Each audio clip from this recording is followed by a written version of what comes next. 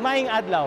Tatakay ang atong proyekto nga University of Southeastern Philippines Sports and Cultural Center alang sa atong syudad.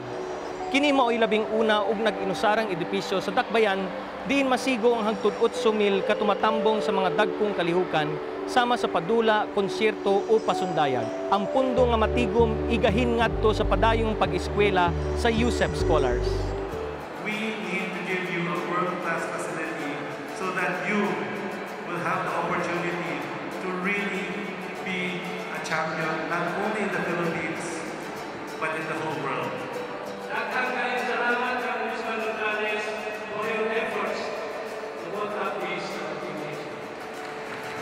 Congratulations, USCB! Congratulations, Davao City! Daghang salamat ug happy kadayawan kanatong tanan. Kini si Congressman Carlo Nograles sa Tatak K. Kalambuan, Dalatana, usa ka oras nga programa maghatod kaninyo sa mga katikaran may kalabutan sa kalambuan dili lamang sa komunidad apan sa kidatibukan. Kalambuan, Dalatana. Davao, Mindanao, may adlaw. Saldi Chato, inyo alagad sa kalambuan Dalatana nga matud sa mga impormasyon, mga isyu butang lungsod dong ikaw. Itang tanan adunay kalambigitan. Busa ba ni kami sulod sa usa ka oras inyong programa, inyong tulumanon sa katawan ang kalambuan Dalatana. Kao ba nako si Rafi Bermejo. Raf? Daghang salamat, Salz. May adlaw kaninyo, kaninyong co-host Rafi Bermejo, may adlaw. O ga siyempre, ang atong dinapit nga bisita sa matag adlaw, pinalangga sa katawan siyudad sa Davao First District, Congressman Carlo Nograles. May adlaw kanimo Zaldi, kanimo Rafi, ug sa tanan na natong tigtan-aw sa atong programang Kalambuan Dalatanan, may adlaw niya tanan. O ga siyempre, salamat Congressman Carlo Nograles unsa ka atong mga iskutanan ni karong adlaw. Raf, para sa mga masayo din ang atong mga tigpaminaw at mga televiewers sa atong programa. Sama sa gihapon, Salz, no, mga tag kasayuran kang Congressman Carlo unsay mga panghitabo sulod diya sa Kongreso. Ug ato sa hisgutan pagbalik kining Yusef Nograles Dome, no, kay medyo bibo ang nahitabo nitong mga milabayng semana. Ug balikan po nato ni sama sa atong giingon kaniadto, Salz, nga dili nato undangan pagtan-aw kining reproductive health bill hantud dili kini mahuman sa Kongreso, no. Di nato nilungan, Salz. Kunya, siyempre, di nato biyaan itong mga pangutana sa atong mga kabarangay. Okay lang, Raf. Oga, siyempre, ako din pasubot ang mga pangutana. Ngadto kang Congressman Carlo Nograles. Kining Congressman Carlo Nograles nagbalipayon ang katawan sa Davao. Human sa imong pagpakikuyog o kining pagsaulog dato sa Kadayawan Festival. Yes, actually, nalipay sab ko, no, nga nagmalampuson gayud ang atong Kadayawan Festival. Nagmalampuson ug malinawon ang atong Kadayawan Festival. Uga daghan ta mga bisita, daghang mga turista ang yanhi, daghan ta mga celebrities, daghan ta mga artista, daghang mga tao gikan sa lain-lain mga parte dinhi sa atong nasod bisan pa man sa tagagawas, no. Nakigduyog sila sa atong selebrasyon sa Kadayawan. So tingali mao kini ang pinakabibo, pinakadako nga selebrasyon nato sa Kadayawan. Busa nagpasalamat ta sa atong city government officials. But natong i-congratulate ang atong city government officials at ug syempre ang atong mga organizers, ang atong mga kapulisan, ang Task Force Davao, ang mga kaubanan ninyo sa media, ang mga kaubanan natong mga barangay opisyales, mga tanan-tanan, no? Ug syempre ang tanan Davaoenyo kay kining Kadayawan nato dili ni magmalampuson kung wala ang kooperasyon ug pagkahiusa sa tanan-tanan. So congratulations sa tanan mga Davaoenyo. Alang nitong mga tigsubay sa imong schedule sa talamdan, Congressman Carlo Nograles, unsa na ba ang dagway sa kalendaryo sa Kongreso human ang hugna sa kalamidad ug baha nito miagi semana, Congressman Carlo? Actually, ang remaining schedule na lang namo is karong August 28, balik na sabmi sa among session kay syempre nagkaroon man ta og Monday, Tuesday, holiday. So nabili na lang dito was Wednesday. So kana nga Wednesday murag i-open close na lang ang session. And then next week August 27 holiday na sab. So ang session namo magpadayon karong August 28 ug 29. Then after na ana September 3, 4 and 5 and then after that is September 10. So ang schedule namo para sa budget hearing nagpadayon lang gihapon starting sa August 28 kung unsa pa may mga nabilin diha nga tukion og atong hisgutan sa budget, magsugod na pud og balik karong August 28 diha sa committee level. Pero ang schedule namo sa Kongreso pag-abot sa September 10 up to September 20, mauna na siya ang schedule para sa budget deliberations on the floor. So, lahi ang plenary discussion sa budget sa committee level na siya, mauna siyang ginabuhat namo karon. Lahi pud ang kining pag-deliberate namo sa floor in preparation for the vote on second reading and third reading. So, ang among schedule is September 10 to September 20, mauna na siya ang budget deliberation sa plenary or sa floor. So, importante, by September 20, dapat mapasar na namo ang budget on second and third reading diha sa House of Representatives para mapadala na siya diretso dito sa Senado. And by September 21, break na submi in preparation para sa filing of certificates of candidacy on October 1 to 5. Then after sa October 1 to 5, I think October 8, balik na po mi sa among session diha sa Kongreso. Okay, Congressman, isip usa ka leader diha sa House, no, nga naghupot sa ranggong Assistant Majority Floor Leader. Maingon ba nimo nga nakasubay gihapon ang Kongreso sa ilahang legislative agenda? I think so. Kay ang among priority karon is ang budget. Now, as far as the budget deliberations is concerned, grabe man ang among pagtutok diha na kinihanlan matapos gyud namo kini og inaning adlaw. Kung mao ni ang adlaw na para sa ingon aning departamento or mao ni ang atong tukion o atong hisgutan nga budget para sa inaning bureau or ahensya, basta naka-allocate na ang adlaw para diha nga ahensya o bureau or department, diha gid na siya. Dili na siya mausab unless of course nagkaroon og katong pagbaha, etc. So kung naay mga ingon anang klase mga kanang mga unforeseen circumstances, i-move lang namo og one day. But as far as the schedule of the budget deliberations is concerned, nag-follow man mi dito, nagsunod man gyud mi sa among schedule. Now, with the other bills na pending sa Congress, as far as the House of Representatives is concerned, tapos naman mi sa mga priority bills, no? Ang sin taxes natapos na. Ang katong strengthening the Witness Protection Program or Whistleblowers Act natapos na. Tapos na sab ang katong Magna Carta for the Poor na pasara na sa House of Representatives. Natapos na pud mi diha sa extension of the AFP Modernization Program. Tapos na rin kami dyan. So, ang kulang na lang, kinilagi ang RH bill na ginahisgutan karon na dapat ang schedule lagi is pagkabotohan na namo kay para mahibaw-an na gyud kung uyon bata or dili diha sa RH.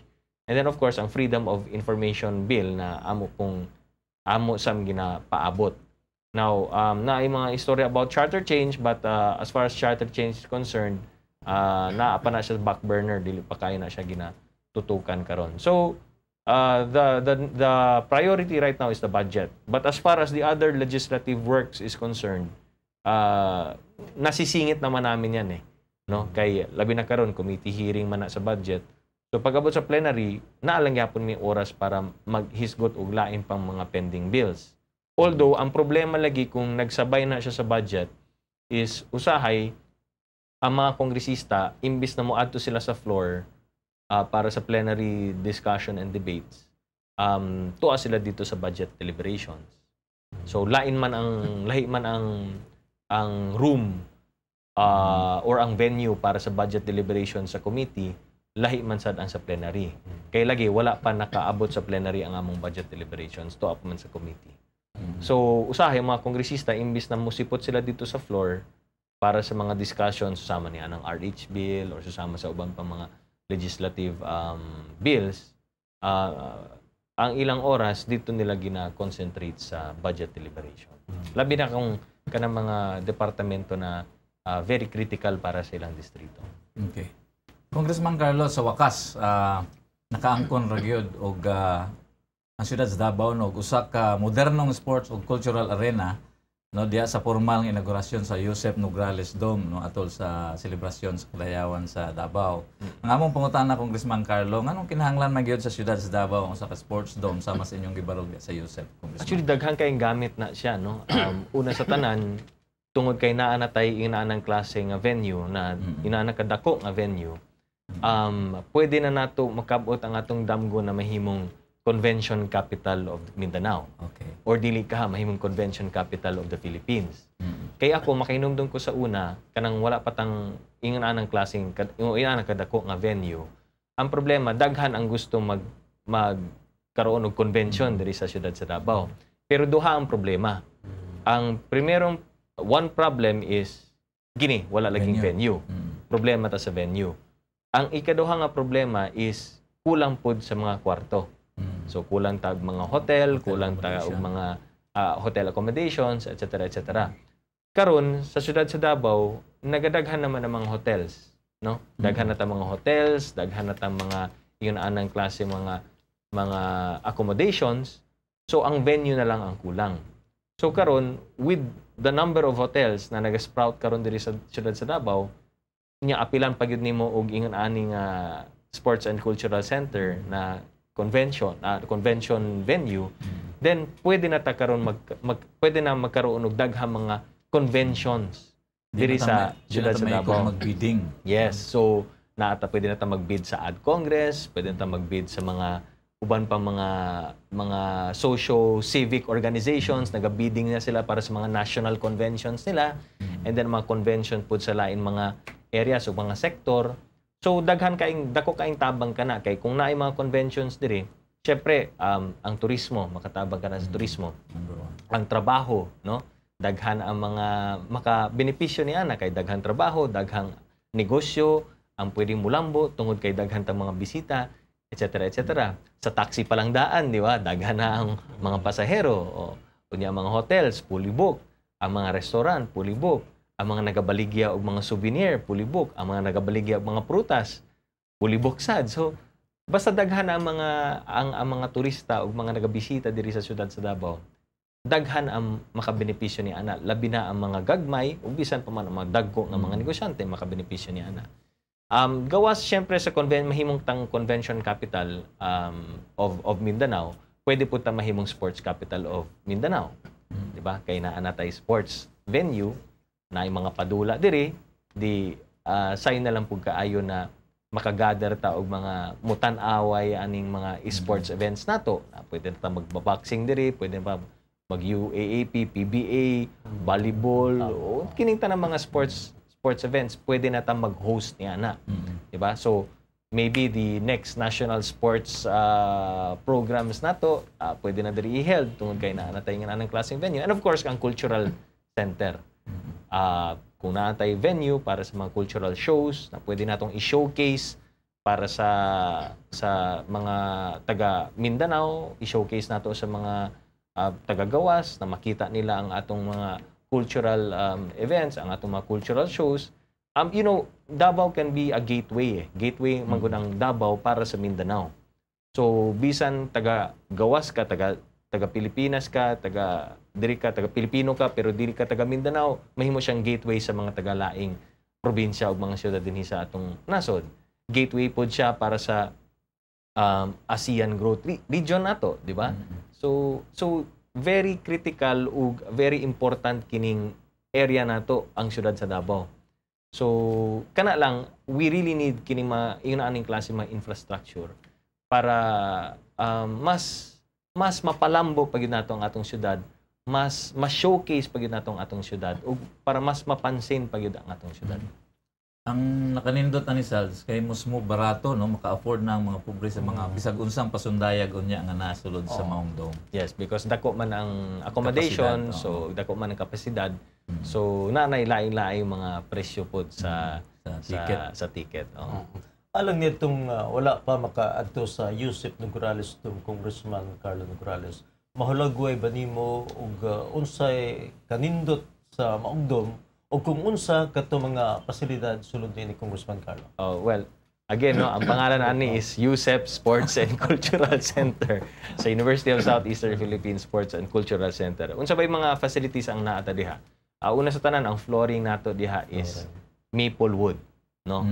Kana siya high class na maple wood na pipila lamang ka mga coliseum ug mga arena ang nagagamit or nakagamit or dunay ingon ani klase nga maple wood. So sinaw kaayo, gwapo, nindot kaayo, class A gyud na siya na Maplewood ang atong gibutang diha. Gawas niya na kanang court nato is FIBA, ano yan siya, standards, no? Sa standards sa FIBA or ang Federation of the International Basketball Association na siya. So FIBA standards gyud ang gisunod nato diha. Gawas niya na ang atong goal, ang basketball goal post nato, kana siya high-tech kaayo kay motorized na siya. So pwede nimo patindugon, pwede nimo pahigdaon kung gusto nimong hipuson. So kung pananglitan niya na concert si Ann Curtis, siyempre dili pwede magpabili na nagtindog diha ang atong basketball goal.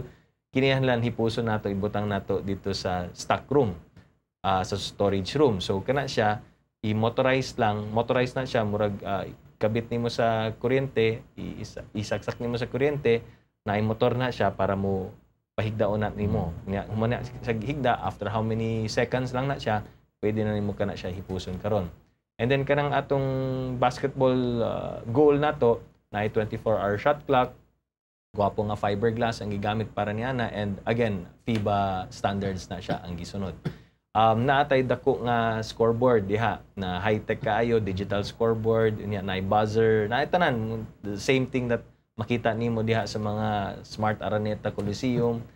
Same lang gihapon ang itsura ni ana. Then doon nakitay mga retractable bleachers, no? Gikan dito sa permanent bleachers na makita nimo, kung sa baba ni ana na ay retractable bleachers. So sa ato pa kumutan-aw tag basketball, gamiton gyud ang retractable bleachers, mas duol na siya sa court, no? Pero kung gamiton ang venue para sa concert, pwede nimong i-retract to siya, pwede nimong collapsible man to siya, pwede nimong i-collapse to, unya hipuson nimo, ibutang nimo dito sa stock room kay para mas dako ang venue para sa seating capacity kung concert ang gusto nimong tan-awon dito. And then dunay mga dugout para sa visitors and sa home team na ay dugout dito. And then kompleto pud ang dugout, pwede sila dito sila mag-drawing sa ilang mga play, inani. And butangan pa to siya og lockers. So, you know, that's, and of course, ang seating capacity tinana is 6,500 up to 8,000. Maabot nag 8,000 kung gamito nato ang floor area. Pero kung modula og basketball dito, siyempre 6,500 na siya. Gikan dito sa permanent bleachers up to sa collapsible bleachers, maka-accommodate siya og 6,500 seating capacity. Nasayod mi nga dili mo gama og proyektong susama kadako sa Yusef Nograles Dome, Congressman Carlo Nograles. Mubalik lang daw ta gamay. Congressman Carlo, niabot ang punto ba sa imong kaugalingon nga ikaw mismo nagduduha nga basin dili nimo mahuman ang gingon nga Dome project? Tung 2010 actually sa paglingkod nako isip kongresista, actually doon na naman to i-budget gikan sa 2010 nga budget na gibutang ni Speaker Boy Nograles. Ang problema lamang is pag sugod sa kining bag-ong administrasyon, usa ka na sa mga budget na ilang gihold. Wala to nila gi-release. So syempre naningkamot ta ug nangitatag paagaw nato ang pagtapos sa or paghuman ni aning USEP Sports and Cultural Center kung dili nila i-release ang mong pondo. So syempre naghangyo ta dito, nangayo tag tabang, unya syempre nangulit pud tag gamay dito. So in fairness pud sa atong presidente, pinaagi niya o pinaagi ni Secretary Butch Abad, nag-release man po sila og pondo. Dili tong kompleto nga pondo na nakabutang sa 2010 budget, kay 40 million man to, ang na-release nila was 10 million out of the 40 million. So nangita po tagpaagi kung saan nato to pangita sa balanse. So gikan sa atong PDAF, nag-allocate ta. And then maayo na lang na si Senator Cheese Escudero, inigduol na ako kang Senator Cheese, nag-release man sab gikan sa iyang PDAF og 5M. And then si PBA Party List Congressman Mark Sambar, nag-release sab gikan sa iyang PDAF. Kay syempre sports man ang ilahang programa, ang ilahang advokasya is para sa atleta man ug para sa sports. So ako ning gi-pitch in sa iyaha, unya okay man pud siya, isuporta man pud siya. So naghatag pud siya og 5. So gikan dito sa katong mga releases gikan sa Malacañang kang Secretary Abad kay Senator Cheese niya kang Congressman Mark Sambar ug sa akong PDAF mo to medyo na-inaugurate na gid nato. Niadtong 17 sa Agosto dito ka sa Yusip Nograles Dome, no? Nya aron formal nga inaugurahan katong maong proyekto. Ang among pangutana, Congressman, susama sa pangutana sa katawhan, kung unsay gibati ni Congressman Carlo Nograles ay ang pag-inauguran niya ng maong dome. Ang akong gibati murag sagol-sagol mga gidrap. Murag dako kayong kalipay, na proud kaayo ta, na nakaginawa na ta, na tanan-tanan murag syempre nalipay ta para sa siyudad sa Davao, una sa tanan nalipay ta para sa mga taga Davao, nalipay ta para sa USEP. Proud na ta na ang USEP mailhan na karon tungod kay naanay landmark, dako kayong landmark diha nagtindog ang USEP Sports and Cultural Center. Nalipay tagdako na tungod aning atong Sports and Cultural Center makatabang og dako para sa atong syudad, para sa turismo, para sa atong mga katawhan, makahatag dako kaayong kalipay, makahatag og kalingawan para sa atong katawhan. Siyempre, para sa USEP, makatabang og dako para sa ilang income, makatabang og dako para sa dugang mga scholarships, para sa mga kabataan dito. So, daghan kaayong gamit ug girepresentaran kining atong USEP Sports and Cultural Center. So nalipay gyud ta na gamit gyud siya, no? Daghan kayong gamit kining Sports and Cultural Center ug daghan na karon ang murag nagduol na sa USEP para og aron mag-booking na dito. So ang ato nga gipaabot kung unsa na po yung next activity nato, o sunod na activity diha sa USEP. Okay. Usa ka adlaw milabay human sa maong inaugurasyon na o kaniadtong 18 sa Agosto, Congressman Carlo. Nakita ka pag-usab dito sulod sa Yusip Nograles Dome, no? Ninihigayon na alang sa konsyerto ni Ann Curtis. Sayod mi nga usa kadto ka world class nga konsyerto o pasundayag ug walay puas ang kalipay sa audience, no, nga naa dito nitong tungura sa maong konsyerto. Ang pangutana sayod mi nga di gyud ma-explain ang kalipay, Congressman Carlo. Apan lahi pud tingali ang kalipay nga imong makita katong Davaoenyo ana diha nagmalipayon sulod sa dome. Susamang pangutana, Congressman, unsay gibati ni Congressman Carlo Nograles? Nakaingon gyud ko nga timing pud kaayo, Raf, no, na karon nga murag gaangat na gyud ang atong syudad sa Davao, timing sab na naanatay kining Sports and Cultural Center na makatabang pagayod sa mas labaw pa nga pag-angat ug paglambo sa atong syudad. Kay kining atong syudad karon murag naga-take off na gyud siya, no? Kita nato pansin na gyud ang syudad sa Davao, nagalambo na gyud, nagadaghan na ang negosyo, nagadaghan na ang mga lumulupyo diri, nagadako na ang population nato, nagadaghan na ang nagatan-aw sa syudad sa Davao. So gaboom na gyud ang atong syudad karon. Ug gwapo kaayo ang timing na diha sa pagboom sa atong syudad, natukuran pa gyud og kining Sports and Cultural Center na makatabang pagayod sa mas grabing paglambo, mas taas pa na paglambo para sa atong syudad ug para sa atong mga lumulupyo dinhi. So pagtanaw na ako sa concert o pagkita na ako na nalipay gyud ang tanan, nakaingon gyud ko na gwapo gyud kaayo ang timing. Ug syempre daghan pang ma-expect nato na pwedeng mahitabo na mga konserto. Syempre ikaduha na to, ang primero kang Vice Ganda karon kay Ann Curtis. Now, naay mga istorya karon na basing magpadala na pud og concert dito si Sarah Geronimo na ano po'y hungihong na basing ang X Factor moabot na pud diri sa siyudad sa Davao. Of course katong kang Willie Revillame basing moabot na pud ug dili na maulanan ang iyang programa kay sa una open dito field, siya sa open field niya naulanan ang mga tao, ang mga tan-aw dito, di ba? And then of course gawas ni ana syempre ang atong ginapaabot gyud sa tanan is ang PBA na magkaroon na pud og PBA games diha, hopefully semi-final game or finals game sama sa nahitabo dito sa Digos, di ba? Pero sa akong nahibaw-an naka-schedule karon na magdala sa UAAP volleyball team. Mag-exhibition match sila diri sa USEP Sports and Cultural Center. So pwede pud magpadala og UAAP na team na magdula diri, basig Ateneo versus Lasal, pwede natong ipadula dito. And then of course na mga cultural center, mga cultural shows na pwedeng nagpadala og ballet diri, Ballet Philippines, basig pwede po na gamiton para mas takong venue, mas daghan ang makatan-aw sa mga inanang klase mga cultural shows. Unya uban pa daghan mga possibilities ang pwedeng mahitabo, no? And of course, kawas ana mga conventions lagi na akong ginaingon. Conventions para sa mga social civic organizations, conventions para sa Ad Congress, conventions for so many groups na dugay na nagpaabot na magkaroon og inaning klaseng venue para maka-host na pod ang siyudad sa Davao sa inaning klaseng nga mga events. Okay.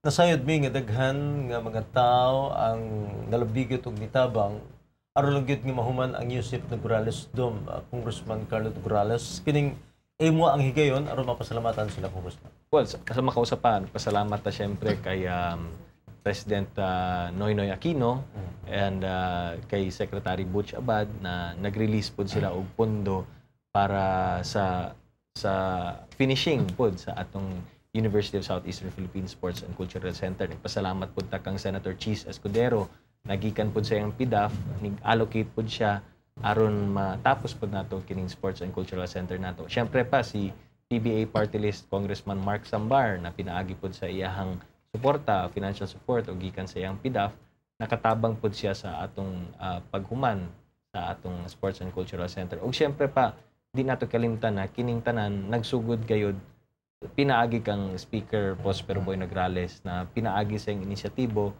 dako ang kadaghanan sa pondo para diha sa USEP Sports and Cultural Center nagikan gyud kana sa iyang inisyatibo. So tungod niya ug tungod sa kang President Alibin sa USEP ug sa uban pa nato mga opisyales sa USEP na dunay sila'y damgo na magkaroon og usa ka venue para sa University of Southeastern Philippines.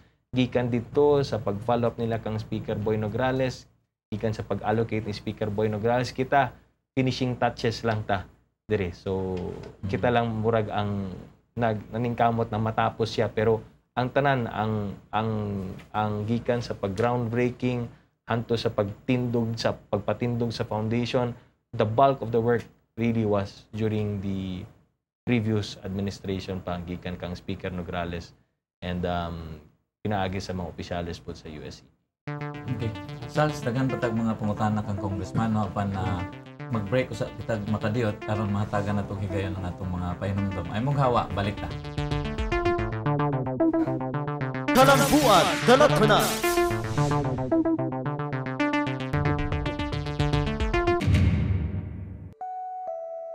Maayong adlaw. Tatake ang atong proyekto nga University of Southeastern Philippines Sports and Cultural Center alang sa atong syudad. Kini mao'y labing una ug nag-inusarang edipisyo sa Dakbayan diin masigo ang hangtod 8,000 katumatambong sa mga dagkong kalihukan sama sa padula, konsyerto o pasundayag. Ang pundo nga matigom igahin ngadto sa padayong pag-eskwela sa USEP Scholars. We need to give you a world-class facility so that you will have the opportunity to really be a champion not only in the Philippines but in the whole world.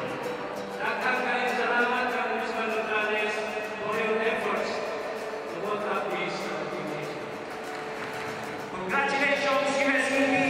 Congratulations Davao City! Daghang salamat ug happy kaliyawan kanatong tanan! Kini si Congressman Carlo Nograles sa Tatak K. Kalambuan, Dalatana.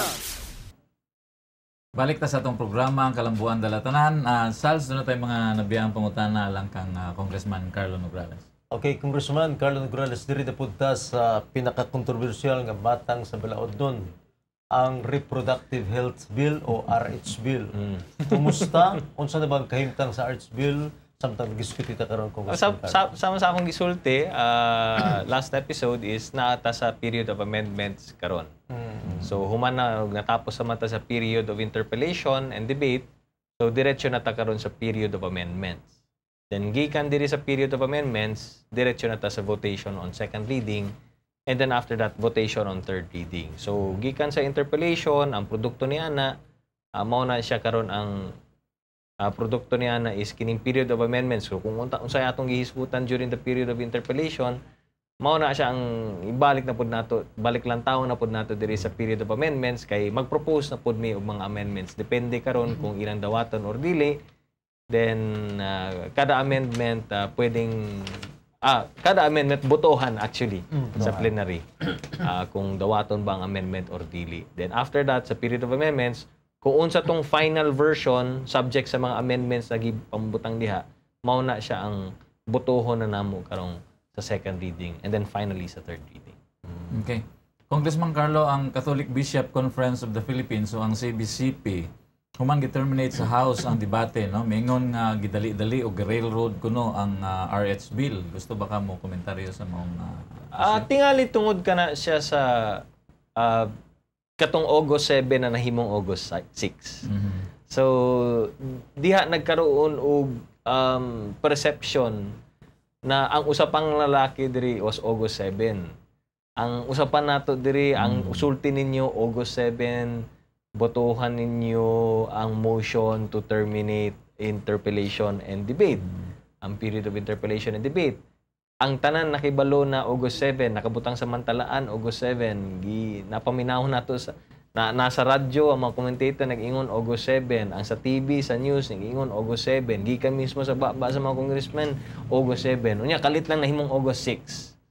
So, siyempre, naay perception, di na ito ma-fault naay perception na, uy, naunsa naman di, ini nga nung ipaspasan man og nahimong August 6, ang August 7.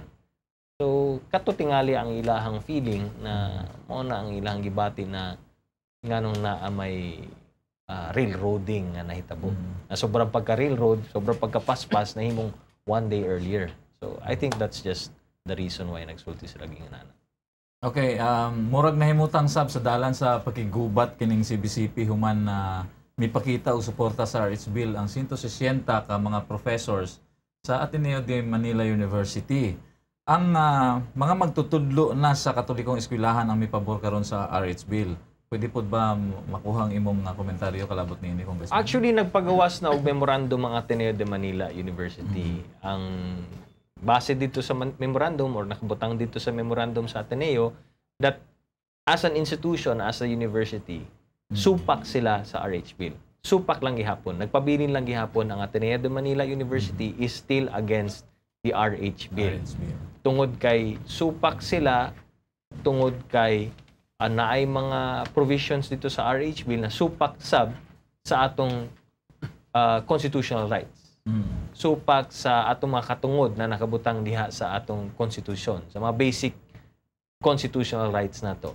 And nakabutang po dito that the provisions of the RH bill ginapahinay ang atong mga human and spiritual values. Apan ang regarding dito sa mga teachers nga nagpirma sa suporta nila sa RH bill, ang panawagan lang sa universidad sa Ateneo de Manila is hinaut paunta nga hunaon ug balik daw sa mga magtutudlo ang ilang posisyon. Nakabutang dito that we hope the teachers will continue to discern their position. Apan kinihanlan na bisan mao kana ang ilang individual nga pagtuo or posisyon, kinihanlan magpabilin ng gihapon ang Christian formation ug ang pagtudlo sa Catholic position on the RH bill. Ngadto sa mga estudyante nga nag-eskwela sa Ateneo de Manila. Buti pa sabot, kamo mga magtutudlo, ana ang inyong pagtuo, kinihanlan, huna-hunaon ninyo na pagbalik or i-discern ninyo siya. Pero kinihanlan, tungod kay usa kita ka katolikong institusyon, kinihanlan ang inyong itudlo sa mga bata, dili ang inyong personal na posisyon, kundi ang posisyon sa Catholic faith, which is mao kini. Nasupak ta kay usa kita ka Catholic institution kinihanlan musunod gyud ta diha sa doktrinang Katoliko. So I think that in essence mao na siya nakabutang sa memorandum sa Ateneo de Manila. So makita nato na diha na wala pa mapasar ang RH bill. Nagkaingon ani na. Nagkagubot ni mura ginabangga na karon ang mga magtutudlo against sa usa ka institusyon, ang magtutudlo supak og laban kontra dito sa universidad. So karon na wala pa mapasar ang RH bill, medyo naanay ng klase nga gubot. So unsa na ka kung mo na siya ang mahitabo. So mao ni ang ginaingon namo, it's too dangerous Daghang kay mga dangers ang nakabutang or ang naata diri sa pagpasa sa RH bill. Diha medyo that's why medyo supak yun mi tungod kay mao ni ang pwedeng mahitabo usa ka eskwelahan lang na ha. Unya pila ka Catholic institutions sa atong ginahisgutan all around the country. Napay Ateneo de Manila, na University of Immaculate Conception, na San Pedro College, na Holy Cross of Davao College. You know, diri pa lang daan sa Davao City, daghan na kay mga Catholic institutions ang pwedeng maapektuhan. So, karon Ateneo de Manila, nana po ko yung nadungog, nana po yung nagpirma gikan sa Ateneo de Davao. So, you know, mo na siya karon. So, why are we entering into something like this, murag ginabangga na karon tungod lamang din sa usa ka proposed nga bill?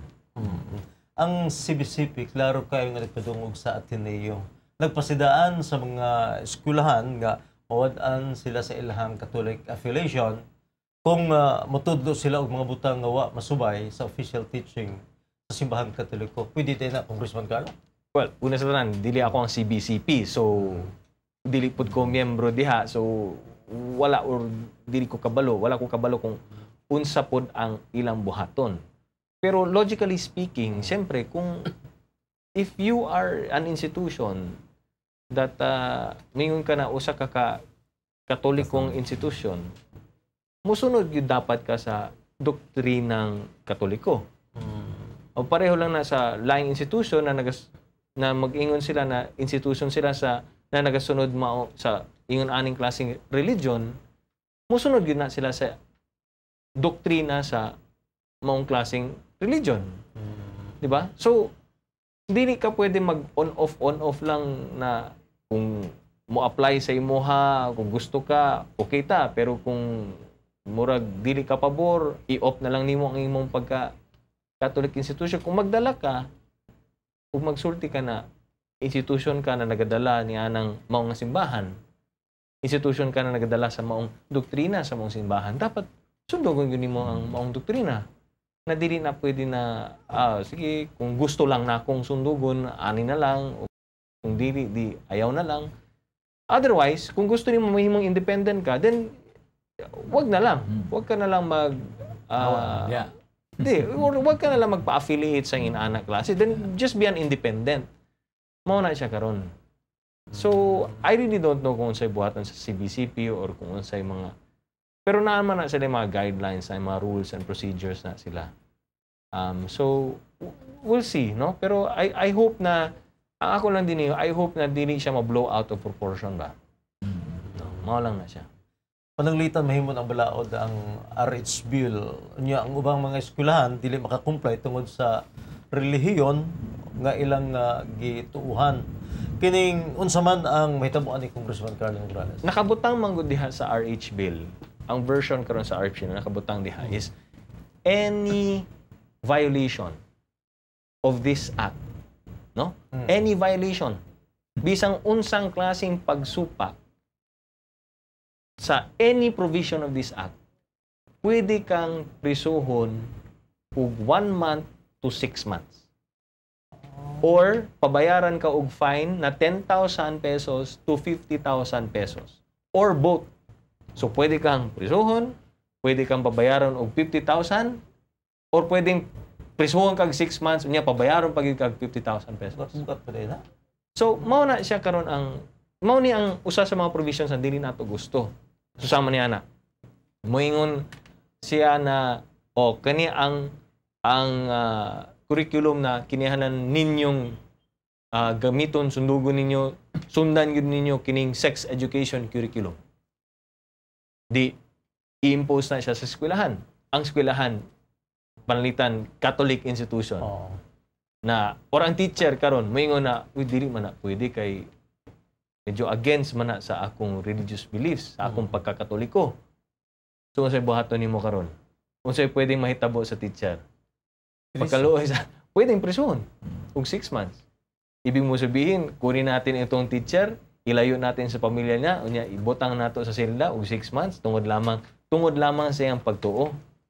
Or dili kahang institution, Ateneo de Manila University. Di man sila. Kay mao na posisyon against sila sa RH bill as it is now. Kung pananitan, mapasar ang RH bill na as it is now. Walay amendment, ana lang gihapon. Unya, i-maintain lang gihapon sa Ateneo de Manila ang iyang posisyon na, dili, supak mi, kamo mga teachers, kinihanlan, ato lang gihapon itudlo sa ato mga estudyante kung unsa ang nagbutang sa doktrina sa Katoliko. So, may tabo. Ang presidente sa Ateneo de Manila, pwedeng prisuhon og 6 months. Ang tanang mga teachers, pwedeng prisuhon og 6 months. Tungod lamang sa imong pagtuo nga kini supak sa imong reliyon. Yun, that is one of the provisions mo nang na medyo dangerous na ginaingon nato.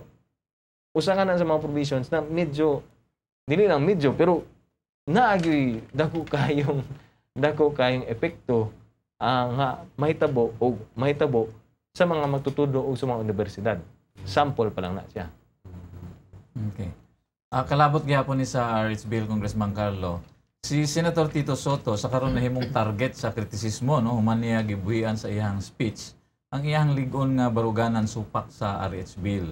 Matod sa mga kritiko nga nangupya lang kunog article sa internet si Senator Tito Soto nga walay pananghid unsa may mo ikasulti ka lang bigit na ini, Congressman. Actually, dapat mangyod na iyang gi-acknowledge ang iyang source, no.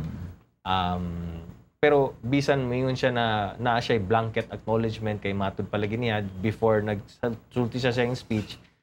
Ngingon siya dito na kining mga sources dili nigikan sa iya or kining mga ipang sulti niya sa iyang speech dili nigikan sa iya kundi dili nigikan sa lain-lain mga sources. Pero wala man gyud niya specifically nga ginganlan kung asa gikan kining specific provision dito sa iyang speech. So actually dapat iya gyud tong gi-acknowledge. Pero sa akong nahibaw-an, giangko naman niya nga nasayop siya and I think nag-apologize na siya sa nahitabo and that's already water under the bridge, no? Actually, ang nigawas nga bag-ong balita karon na po'y laing senator daw nga nag-plagiarize no? So kining mga plagiarism nga issue, side issue lang ni siya. No? Although it's also a heavy bugat o serious nga issue or allegation, but still side issue lang siya. Ang point dito, or ang punto diri is kung ang gi-cite ba ni Senator Soto, whether or not gi-acknowledge ba niyan or dili, kung tinuod ba gid na. Ang mga issues na ipangsulti ni Senator Soto, kung tinuod ba gid na. Kung kining tanang mga dangers o kining tanang iyang mga arguments na gigamit, kung tinuod pagyud na siya. And those are the real issues that will come into play sa pagboto namo, sa votation namo sa RH Bill. Not the plagiarism. Whether or not nagkaroon ng plagiarism, dili man na.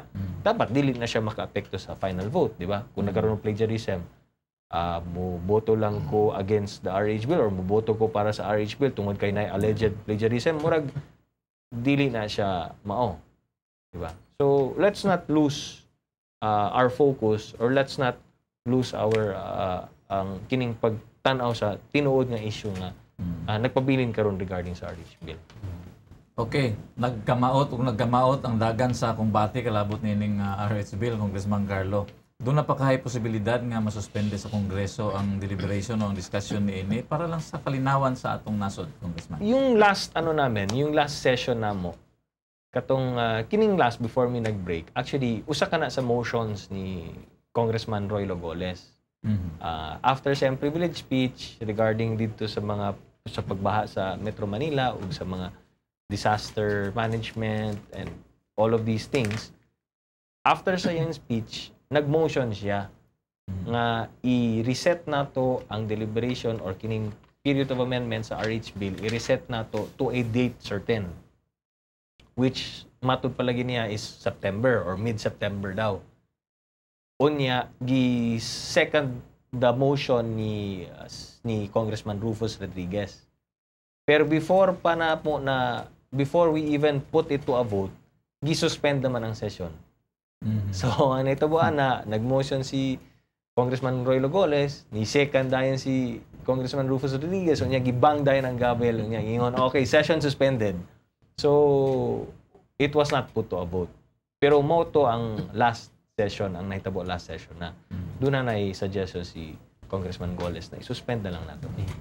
Arita sa mga pangutana sa atong mga kabaranggayan, Congressman Carlo Nograles, samtang niyata sa atong programang Kalambo Andratanan, nibuto sab ang balita nga nakaplagagan na ang tanglawas ni DILG Secretary GC Robredo. Doon na kabay gusto isulti may kalabutan sa Subo kapag itabo. Well, syempre ang atong condolences ug atong sympathies ngadto sa pamilya ni Secretary GC Robredo, no? Syempre grabe ang naitabo, dili nato masabtan, no? And of course, kana nagpakita lamang na kining atong kinabuhi dili gyud nato gunit kini, no? Gihulam lang nato kini siya unya nagyud tay oras diri sa atong kalibutan. Mao nang importante na kada minuto, kada oras andam gyud ta ug siyempre magbuhat gyud ta sa kining mga tanang mga maayong buhat kay wala gyud ta kabalo kung asa lang kutob ug kano sa lang kutob ang atong kinabuhi. Apan kanang si Secretary Robredo, daghan man gyud ang nagmahal, daghan ang nagpangga kaniya. Gani makita nato sa outpouring of support sa mga naghatag og suporta sa pamilya, ang naghatag sa ilang condolences, ang tanang mga nagmahal kang Secretary Robredo. Kita man gyud nato, no? And isip usa ka alkalde sab, usa ka local official, usa ka Ramon Magsaysay awardee. Makita nimo na daghan po mga kinabuhi ang na-touch niya, mga kinabuhi ang mga taong mga natabangan niya. So we will miss him and we of course extend our condolences to the family. Nagigduig mi sa Kasubo, Congressman Carlo, labi na sa pamilya ni DLG Secretary GC Robredo. So samang Kasubo sab ang among gibati sa pagpanaw ni Sorsogon Representative Salvador Sani Escudero. Gusto lang mi mangutana, Congressman Carlo, kung adto na ba'y may tabuon niya nga special election para makapili og mapuli kang Congressman Escudero? Usap po na si Congressman Sani Escudero, ang papa ni Senator Cheese Escudero, no? Daghan po ang nasubo, pero ingon palagi ni Senator Cheese, dapat dili ta mag-uol, kundi dapat we must always remember the happy times we had with Congressman Sani Escudero. Tatay ang tawag namo diha sa Kongreso, no? Regarding dito sa imong pangutana, I think too late na magkaroon ng special elections. Ang mahitabuan is because magkaroon na og elections karong May 2013, which is just a few months away. Dili na magkaroon ng special elections. Mag-election na lang dito sa 2013 of May para makapili sila og bag-ong kongresista para sa distrito ni Congressman Escudero. But in the meantime, na ay caretaker. Na ay appoint na caretaker congressman, murag siya ang caretaker sa distrito samtang wala pay ma-elect. Wala pay na-elect na kongresista para sa yang distrito. So lahi, no, kung mayor, vice mayor na yung mga succession na kana, no, councilor ana. But in terms sa congressman, dapat mag-special election gyud. Kung wala special election, na ay caretaker. And usually ang caretaker would be the speaker. So I think in this case, the caretaker would be Speaker Sani Belmonte. Okay. Congressman Carlo, tungod sa kadaghan sa makapatibulaag gani nga mga issue diha ginasgutan karon sulod sa Kongreso, daghan ang gusto masayod kung ang pipila niini nahimo bang hinungdan nga sa inyong pag tinagdanay o ka sa mga violente nga away sulod diha sa Kongreso. Wala man. Not here sa House of Representatives. Sa bagay, no, nakakay makita sa YouTube, no? Sa YouTube, magbinanalay, bagay. Mga congressmen, ha? Mga congressmen na sila. Amo mga kongresista na. Pero gikan sa Langyang naso. Korea in particular, no? Maglinabaya yung mga silya, baso. Baso. Pero dili sa house, dili man. Pareho lang nasa mga abogado sa korte, di ba? Nangyari sa korte, mag-away yun ang defense ug ang prosecution, mag-away ang respondent, pati ang plaintiff, mag-away ang ilang mga abogado. Pero after sa hearing, hindi ko magyapon. So, in the House of Representatives, anak po, walay personalan, trabaho lang. Okay. Gi-anunsyo sa lokal nga panggamahanan nga di pa lang dugay nga ilang ginalantaw nga basing makabarog og laing tulo ka flyovers din sa siyudad sa Davao, no? Particular sulod sa tuig 2014 to 2016. Nagasuporta ka ba sa mong ideya, Congressman Carlo? Of course, para kung makatabang ka na sa flow sa atong trapiko, makatabang ka na sa siyudad sa Davao, of course, suportahan gyud nato kana siya.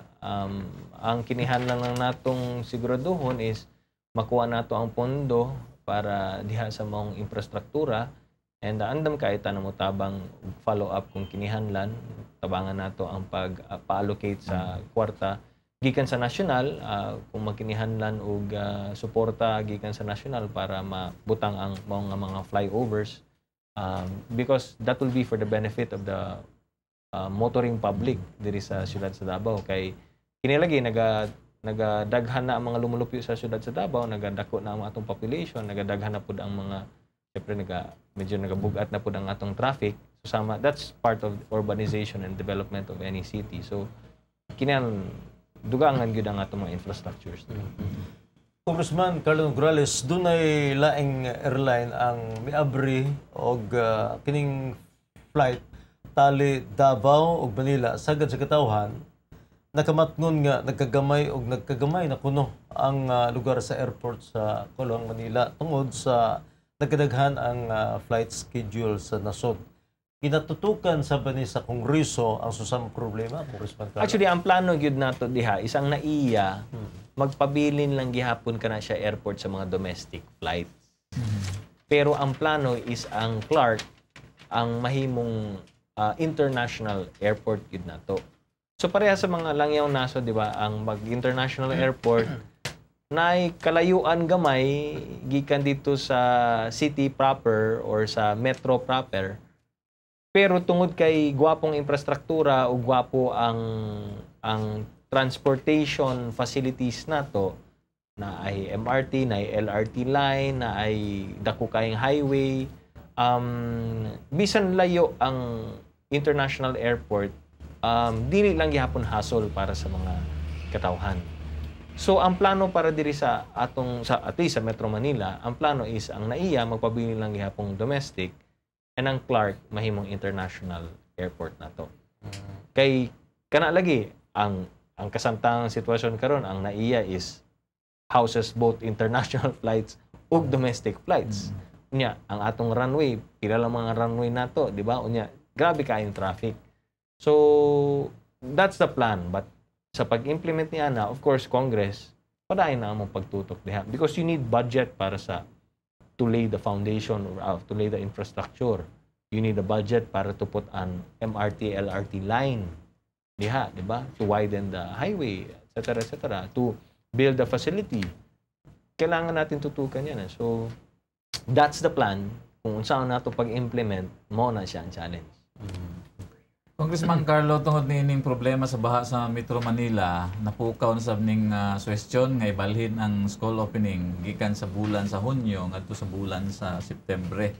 Ang panguntahan akong pabor ka ba daw sa mong suwestyon? Actually, ang DepEd nagpagawas na sila sa ilahang findings kay ilan ning ang suggestion lagi ilang gipangutana sa mga stakeholders sa education sector. And ang resulta sa ilahang consultations with the stakeholders is dili siya feasible tungod kay climate change lagi. Di ba, nagabag-o ang atong weather patterns. Usahay moingon ka na ting-ulan ang July, pero karon murag August, September ting-ulan naman sab up to October. Di ba? So, ingon ka na, o sige, i-move na lang nato September kay para dili ta maigo sa rainy season, igo lamang gihapon kay ang climate change lagi. Gawas niya na, kung i-move nato og September, maigo ang graduation diha sa, or ang latter months, April, May, eskwela lang gihapon. Pero you have to remember, by April, mo na siya ang Lenten season nato. So, taas po ng bakasyon. Diba?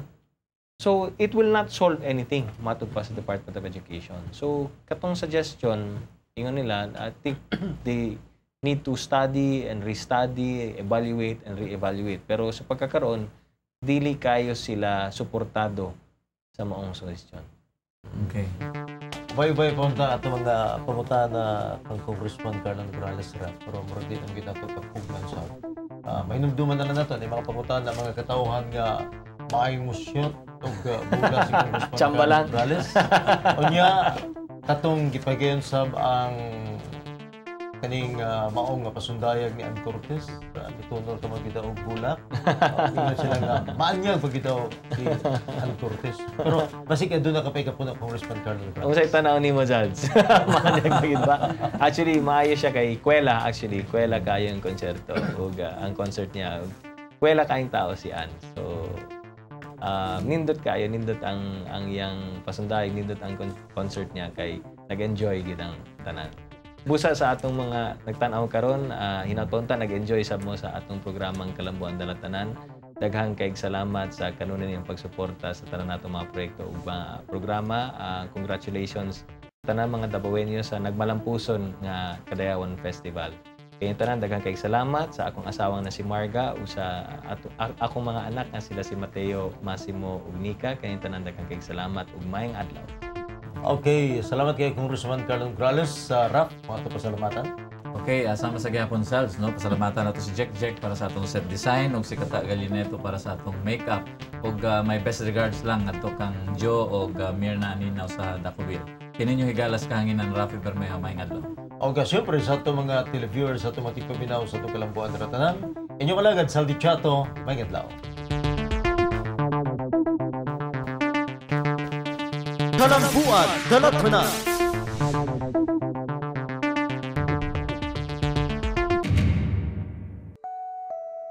Maayong adlaw. Tatake ang atong proyekto nga University of Southeastern Philippines Sports and Cultural Center alang sa atong syudad. Kini mao'y labing una ug nag-inusarang edipisyo sa Dakbayan diin masigo ang hangtod 8,000 katumatambong sa mga dagkong kalihukan sama sa padula, konsyerto o pasundayag. Ang pundo nga matigom igahin ngadto sa padayong pag-eskwela sa USEP Scholars. We need to give you a world-class facility so that you will have the opportunity to really be a champion, not only in the Philippines, but in the whole world.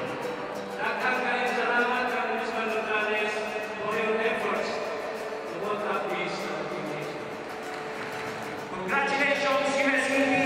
Congratulations, Davao City! Daghang salamat ug happy Kadayawan kanatong tanan! Kini si Congressman Carlo Nograles sa Tatak K.